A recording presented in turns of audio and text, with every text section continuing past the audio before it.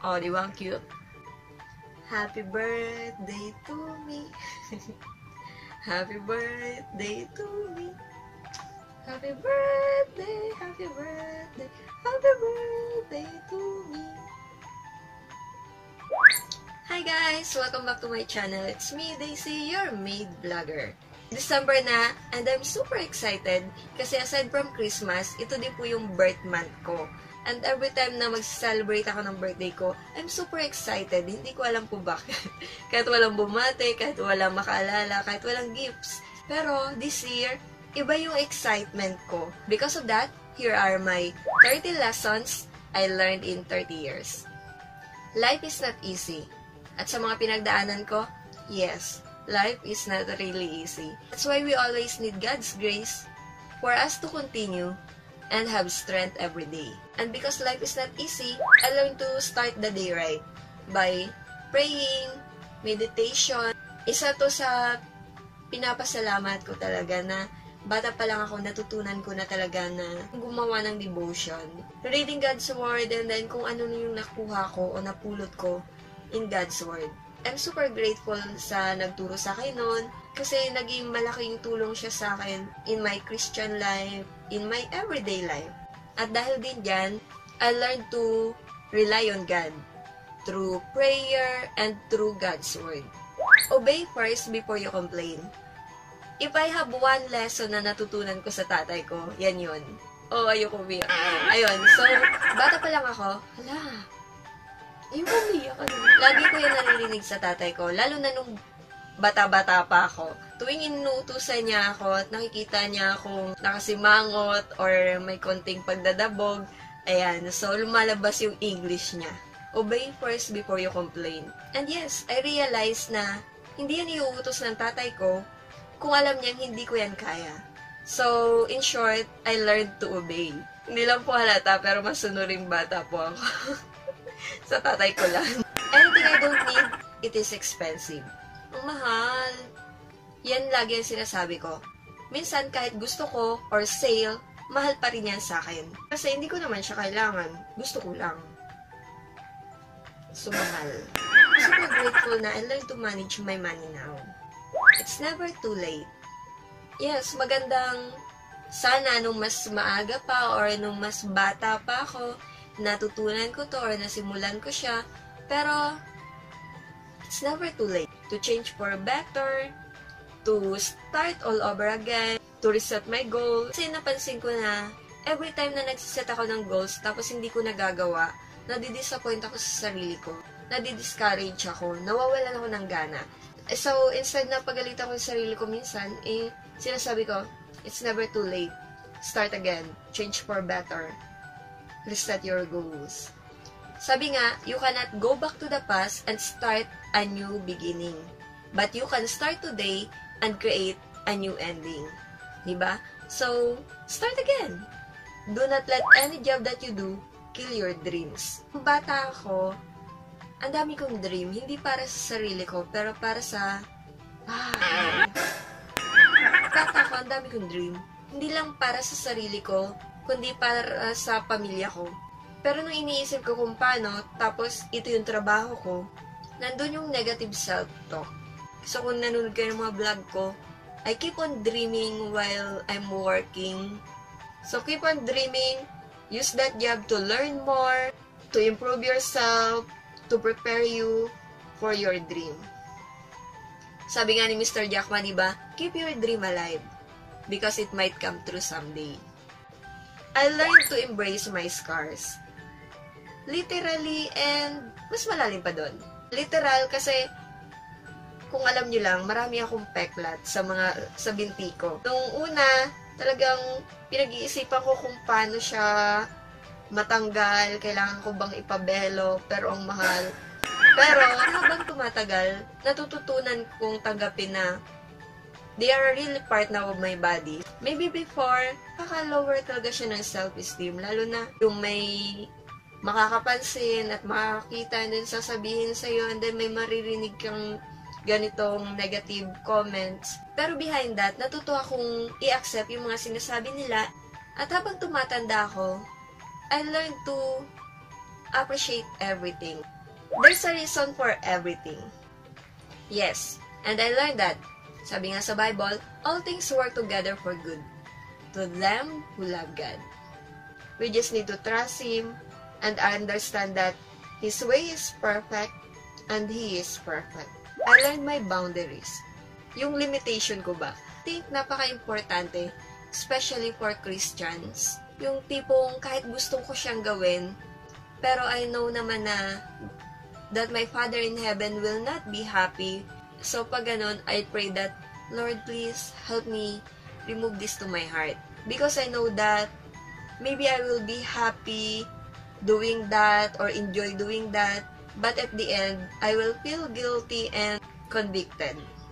It's not easy, but with God's grace, with God's help, yes, we can do that. I learned to say no. Nung bata-bata pa ako, sabi nila lagi sa akin, ang bait ko daw. And then, nung iniisip ko, bakit kaya ako mabait? Kilala ko naman yung sarili ko. So, yun yung isang reason na naisip ko. Maybe because I'm always say yes.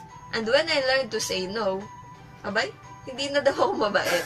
And I admit, nahirapan talaga akong gawin.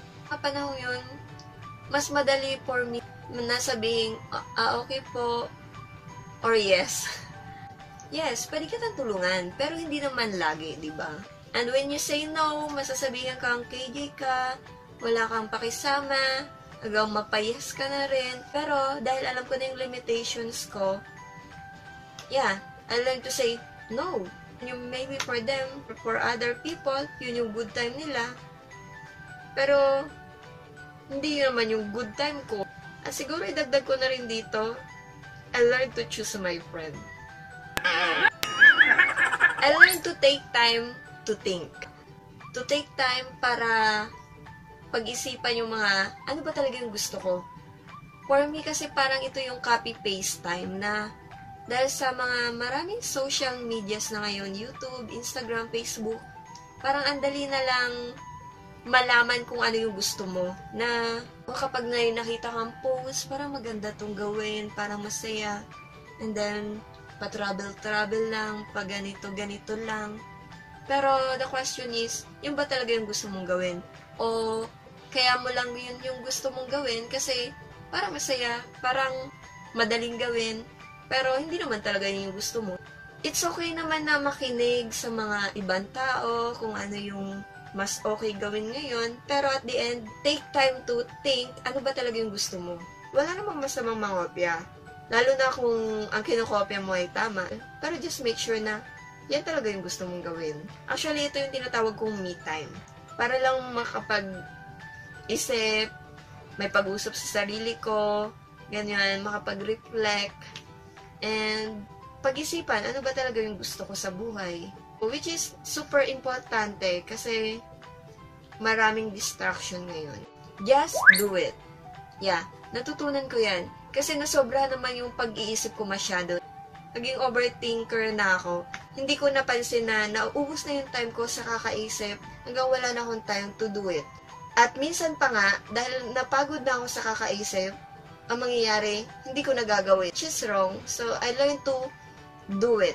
Na hindi ko kailangan malaman lahat bago mag-umpisa in business or sa mga gagawin ko kasi mga pinaplano kong gawin kasi ang dami kong plano. Hindi ko kailangan matutunan lahat bago ako mag-umpisa. Ito yung pina-practice ko ngayon na after I think, I need to do it. After I think, I need to do it. Actually, medyo nahirapan ako dito but yes, by God's grace, kaya ko to.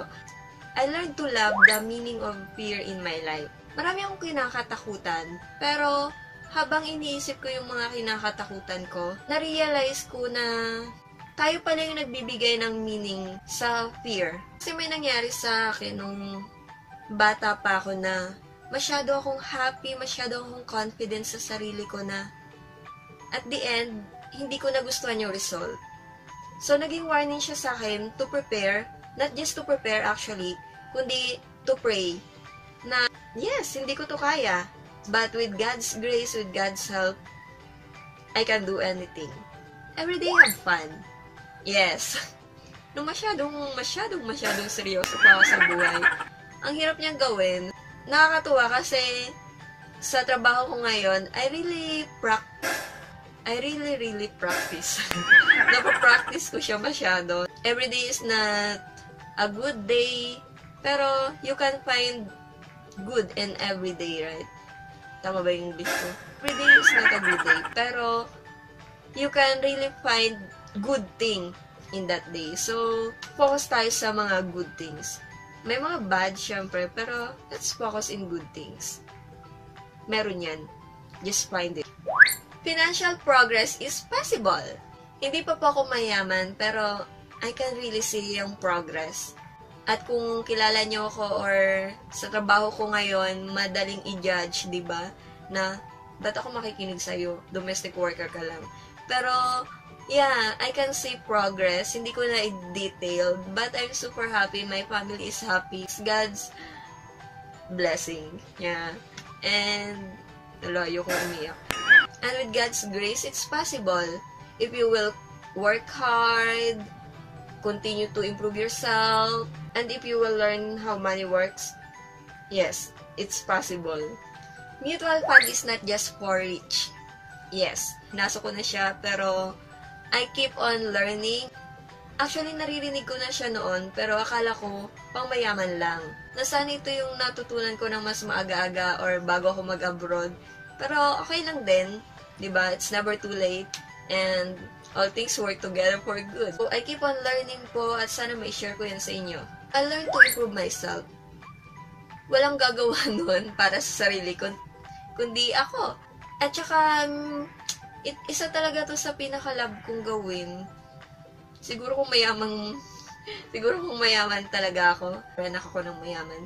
Ito yung gustong-gusto kong gawin na mag-aral ng mag-aral, na kung ano-ano lang. Super hirap siyang gawin ngayon, lalo na sa schedule ko as domestic worker. Pero, in my free time, yun. Before, kapag may free time ako dahil pagod ako, I just want to watch movie, Hallmark. But for my dreams, kailangan kong close muna ang mga mata ko sa mga Hallmark movies. And I keep improving myself through reading books and yung panunod ng mga YouTube na may matututunan ako na ma-improve yung sarili ko. I learned to pay myself. Since nag-work ako, lagi ko, syempre, una, no question about this, syempre, God first. But, after God first, lagi family. So, I learned to pay myself then. Yes, I'm still giving for my family, pero hindi ko ma-practice yung sinasabi nilang pay yourself first na bilang mo yung sarili mo, ganyan. Not buying yung mga gusto ko, actually, kasi hindi naman ako mahilig sa mga kung ano-ano, sa mga bags, sa mga damit. Hindi naman. But, super happy to know na the right way to pay yourself is saving money for yourself, investing money for yourself. So, aside from investing for God's work, and investing for my family, for our business, I learned to invest for myself. You cannot please everyone. I think yun yung gamit ng dislike button and like button. I learned to guard my heart. Kasi, there's a lot of distractions na ngayon. Kung hindi ko matututunang i-guard yung heart ko, siguro mangyayari, baka mainggit lang ako sa iba. Baka ma-disappoint ako sa sarili ko. So, it's up to me kung sino yung gusto kong papasukin sa puso ko. Or ano, yung mga gusto kong papasukin sa puso ko. So, I learned to guard my heart. I don't need a man to be complete or to be happy. Wait lang, I'm not a man hater po but I know what I'm saying. Kasi for 30 years, wala siya. Yes, I'm single, but I'm not alone. And I'm happy. So, kung bibigyan ako ni Lord, okay. Kinilig. So, kung hindi naman, okay lang din. So, let His will be done. Wala pa akong sasakyan, wala pa akong bahay, wala pa akong asawa, wala pa akong anak. And you're not successful. Success is not all about money. It is knowing what God wants to do with your life. Then, accomplishing something, anything, with God and for God. That is success. I learned to take action for my dreams. Syempre, I'm planning. But I learned to take action one step at a time. Hindi lahat ng masaya, dapat gawin ko. Because I know my boundaries or my limitations. As a Christian, may mga nakikita akong mga bagay na mukhang masaya, pero alam kong hindi dapat gawin. Not all I want in life, I can get. Natatandaan ko yung mga time na nag-aaral pa lang ako, gusto ko ipasa lahat, and then may bagsak. Nag-a-apply ako ng gusto kong trabaho, pero rejected. Hindi ako nakapasa. Nakapasa sa initial exam, and then final exam, or final interview, bagsak. Pinag-pray ko naman siya, pinaghandaan ko, pero at the end of the day, wala pa rin, hindi pa rin para sa'yo. Noong mga panahon yun, masakit. Talagang umuwi akong luhaan. Doon ko natutunan yung mga one eye, ang tawag doon. Tipong nakaupo ka sa bus and then tumulo-tulo yung luha mo sa kabilang side lang, yung sa bintana, yung wala nakakita. Pero now, I just realized na not all I want I can get. Dahil kung lahat ng yun nakuha ko, hindi ko talaga matututunan o malalaman kung ano yung gusto ko. Hindi ako mag-grow, hindi ako matututo sa buhay, hindi ako matututong mag-rely with God.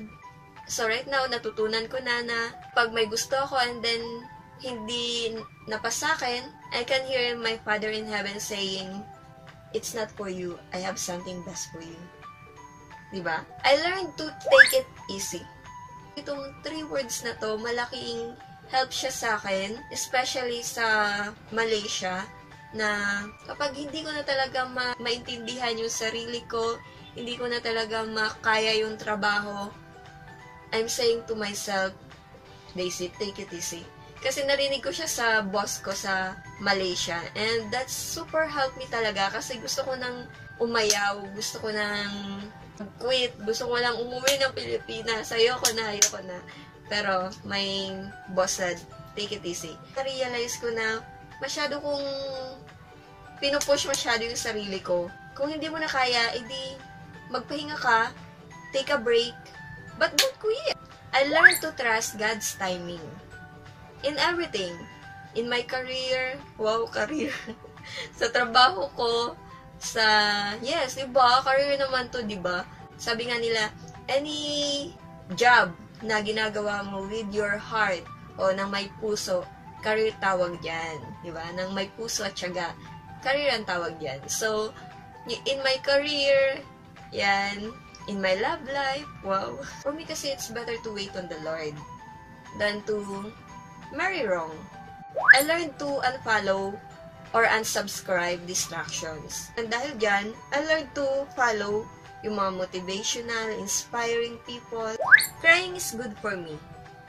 Yes. Yung tipong, iyak lang talaga ako ng iyak kay Lord. Ako yung taong hindi ako pala share ng nararamdaman. O kahit sa family ko or friends, I'm super happy na maaga ko pong nakilala si Jesus Christ as my Lord and personal Savior.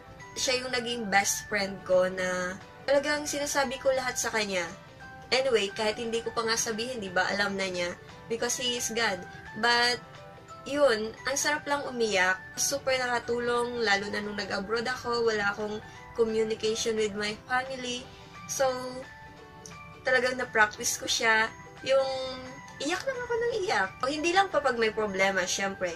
Kapag masaya din, I'm emotional kasi. Iiyak ko din yan kahit masaya, yung tipong binibideo ko pa nga sarili ko minsan. Tinitingnan ko pa yung sarili ko sa salamin kapag umiyak ako. Wala, gusto ko lang ma-feel talaga yung feeling pag malungkot or may problema, yung pain. O kapag masaya, yung happiness lang. Kaya may tears of joy na tinatawag. Pero nag-share din naman po sa family ko or sa mga friends ko. Pero after na nang mangyari. Pero in that situation, yung mga panahong yan, yung may problema, talagang sa kanya muna. Talagang iniiyak ko siya. And hanggang maubos yung luha ko, wala nang pumatak. Ewan ko, pero ang sarap ng pakiramdam pagkatapos umiyak. Knowing na someone is here, in my heart, listening to me, that I'm not alone. Diba? Nakaka-bless na agad yun. So, I'm super happy with that, and crying is really good for me. So, siguro sa inyo din. Ay, hindi pa ako marunong. I'm super happy and grateful for past 30 years, for those trials, learnings, and blessings na binigay ni Lord for me. And now that I'm 30, I'm super excited for new trials. Siyempre, hindi yan mawawala, di ba? And learnings, blessings that God will give to me. And the number 30 lesson, I am nothing without God. I am what I am by the grace of God.